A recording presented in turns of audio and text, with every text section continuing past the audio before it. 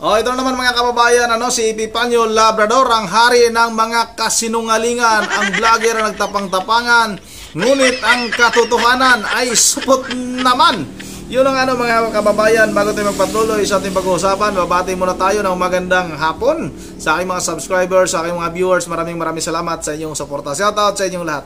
Yun ang mga kababayan, itong si Epifanio Labrador talagang mayayari talaga ito. Patay kang bata ka talaga. Kung ano-ano na naman mga kababayan, yung kaniyang mga kasinungalingan na pinagsasabi laban kay Senadora Amy Marcos.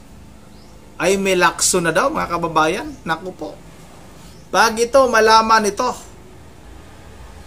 ng amo mo, kahit na siguro mayroong hindi pagkakaunawaan yan, yung mga ganong bagay, pag nalaman siguro ito, siguro kahit ako mga kababayan, pagkapatid ko, tapos ganunin mo na lang pagkasabi, gagawa ka ng kwento na wala ka namang prueba, ay sinasabi nga nitong si Epifanio Labrador na supot na ito, na hindi daw magkapatid sa ama, itong si Senador Amy Marcos at itong si Pangulong Bongbong Marcos Jr. mga kababayan. Kasiraan ito ng mga Marcos. Kaya mga kababayan, hindi magtatagal. Gugulong at gugulong yung liig mo, Epifanio Labrador. Maniwala ka sa akin. Dahil sa mga kasinungalingan mo, mapapahama ka. Huwag kang masyadong mayabang na akala mo'y napakagaling mo. At yung ano-ano na lang yung mga kasinungalingan mo.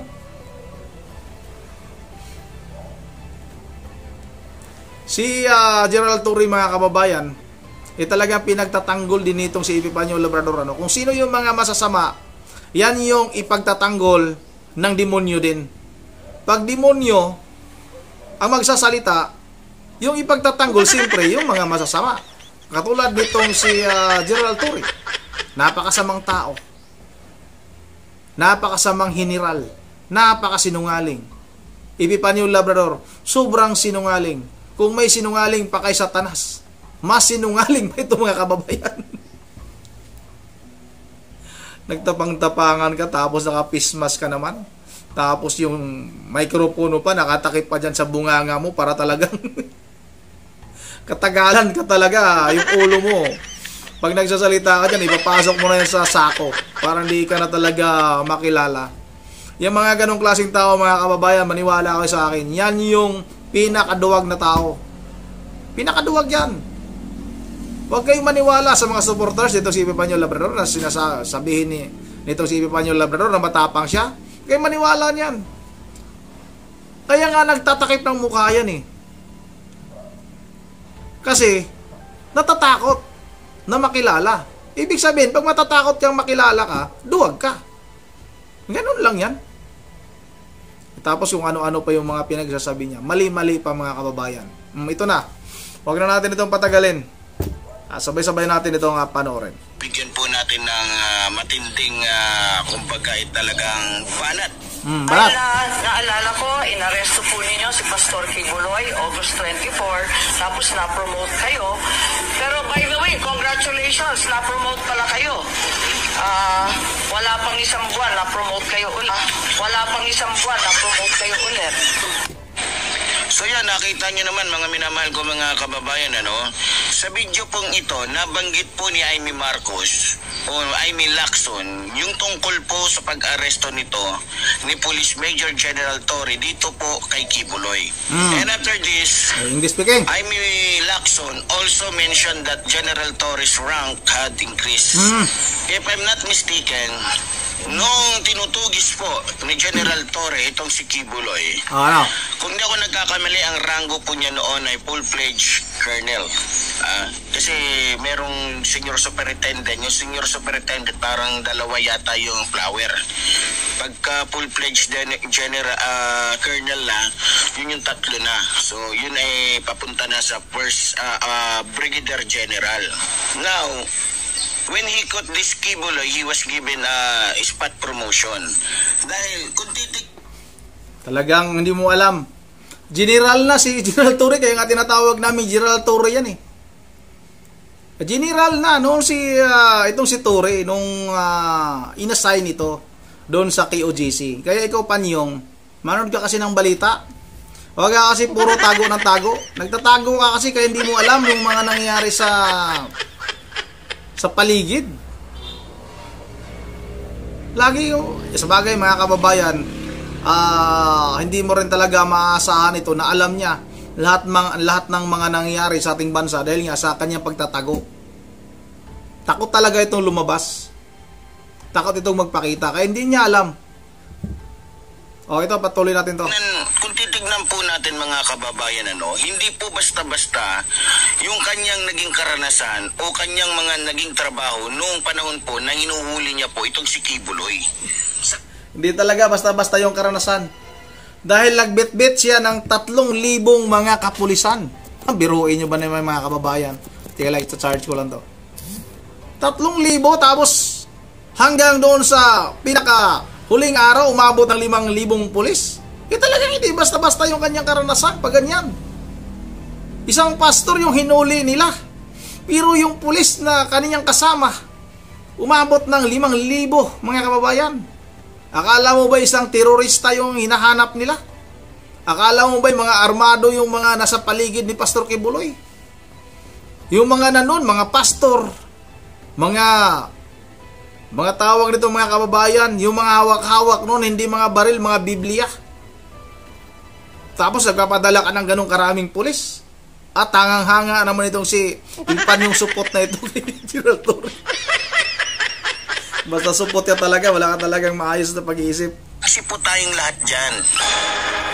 Sa totoo lang mga kababayan, maliban po na binabatikos po siya ng mga miyembro ni Kibuloy, nandoon na po yung mga pagbabanta ng mga politikong katulad po ng anak ni Rodrigo Roa Duterte na si Basti Duterte at iba pa. So, kung ako po ang tatanungin ninyo, nararapat lamang po na bigyan po talaga siya ng parangal o espasyo. Ngayon, ibaling po natin yung ating reaction dito po kay Aimee Lacson. No? Yan mga kababayan naririnig nyo, Aimee Lacson. Pag ito malaman talaga, iwan ko lang kung saan ka magtatagong lupalok ng mundo, Epifanio Labrador.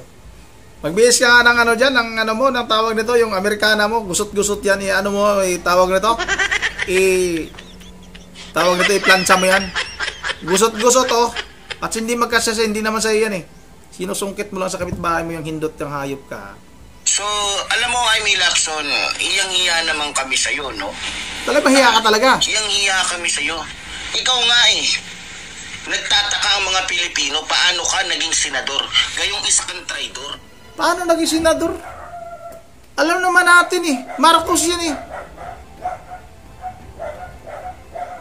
Ang ipagtataka mo, itong si Pangulong Marcos, bakit naging presidente yan? Kung hindi dahil kay Sara Duterte, hindi maging presidente yan. Yan dapat ang sabihin mo. Huwag si Aimee Marcos. Talaga naman. Pero kung sa bagay, marami ka namang pera, di ba? Yeah, sa bagay, marami pera. Na pinambabayad mo sa mga butanting tanga na napapaboto mo dahil sa pera mo.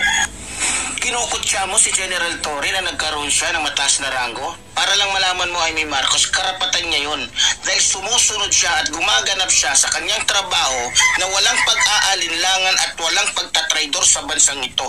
Hindi katulad mo walang pagtatraidor. Anong ginawa nila kay dating Pangulong Duterte? Hindi ba pagtatraidor yon?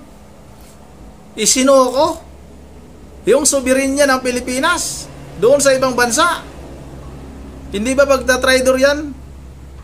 Ikaw, gumamit ka nga ng sunglass, Epifanio Labrador, para di ko makita yung gamong-gumong mata, yung gatuldok mong mata, talaga tutusukin ko na ng karayom yan Ang pinaglilingkuran mo ay isang tao lamang katulad ni Rodrigo Roa Duterte at hindi ang mga Pilipino. Nakakahiya ka, Aimee Lacson. Ang lakas mong mang-insulto sa tao. At si General Torre, kung ano man ang kanyang naabot ngayon, yan ay dahil sa kanyang pagsisikap, yan ay dahil sa kanyang pagsunod sa batas. Hindi katulad mo Nagkaroon ka ng kapangyarihan dahil sa pera, hindi dahil sa gusto ka ng mga Pilipino. Alam mo, Amy Marcos o Amy Lacson, kung kami ang tatanungin mo, kung ang mga Pilipino ang tatanungin mo, mas mabuti pang magtinda ka na lang ng Hoy, hinayo pa ka, huwag mong gamitin yung mga Pilipino dahil hindi lahat ng tao ang sumusuporta sa'yo. Ilan lang naman yan. Ikaw hindot ka, huwag mong gamitin yung mamamayan, yung taong bayan, yung ganito. Dahil alam kong maraming galit sa'yo. Yung mga supporters mo lang na mga uto-uto na walang utak na katulad mo yung sumusuporta sa'yo eh. Papikit-pikit ka pa ng mata mo eh. Dito talaga ako na sa kanyang mata, mga kababayan. Cute ng mata ni cute ng mata ni yung Labrador. Kung mapapansin niyo, mga kababayan, yung mata ng hito yung mata ng hito, ganyan yung mata ni Epifanio Labrador. Pag makakita kayo ng hito, mga kababayan, kaya nga ayaw magtanggal ng face mask ito eh. Kasi alam ko, may dalawang balbas yan dito. May dalawang balbas yan dito eh. Kaya hindi talaga nagtatanggal ang face mask yan. Kasi yung kanyang mata, tingnan mo. Kung mapapansin nyo, ilalagay ko lang siguro, i-screenshot ko na muna itong picture na ito. Yan. Screenshot ko yan. Para makikita ninyo, yan yung ilalagay ko sa screen. Makikita ninyo yung malahito na mga mata ni Epifanio Labrador. Ito, patuloy natin to. Talaga naman. Ay doon sa palengke. Oh. Ha? Kasi naaasiwa na yung mga Pilipino sa pagmumukha mo. Aba? Naaasiwa na ang mga Pilipino at ayaw na ng mga Pilipino na makita pa yung pagmumukha mo dyan sa Senado. Aba? Dahil isa kang trapo. Nasas? Ang kapal ng apog mo ay Lacson. Ha? Ang kapal ng mukha mo mang-insulto sa iba. Ikaw nga eh. Halos magtatatlong taong ka ng senador sa bansang ito. May nagawa ka ba? Di lang 3 taon ha? Anong proyekto ang nagawa mo? May pagmamalaki mo sa mga Pilipino? Wala, di ba? Dahil yung pera na binibigay sa'yo para sa budget, na mga proyekto mo, binubulsa mo, iniipon mo, para pagdating ng panahon ng eleksyon, may pambili ka na naman ng boto. Kaya wala kang karapatan na mang-insulto, wala kang karapatan na magsalita o magtanong tungkol sa ranggo ng isang tao kung siya na may karapat dapat. Wala kang karapatan dahil isa kang trapo. Sa totoo lang, Amy Marcos, mas may itsura pa yung doormat kaysa sa pagmumukha mo. Ang lakas mo manglait. Ikalait-lait ka naman. Mas may itsura pa nga sa'yo si General Torre. Naku po! O yan mga kababayan, narinig niyo ha? May itsura pa si General Torre. Saan banda? At yung sinasabi mo na mag3 taon ka na naging senador, wala talagang alam. Kaya nga, tumakbo na naman ulit yung si Senadora Amy Marcos dahil tapos na yung kanyang term. 6 na taon. 6 na taon.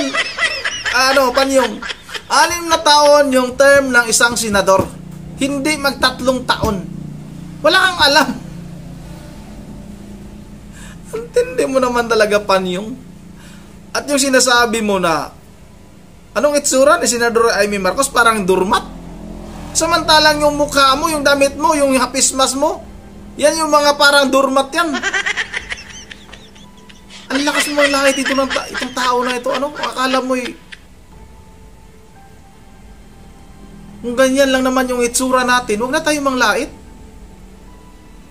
Mag-focus na lang tayo doon sa mga sinasabi natin. Huwag na natin isama yung kung anong mukha ng isang tao, kung anong itsura ng isang tao. Kaya kami din, nilalait ka din namin.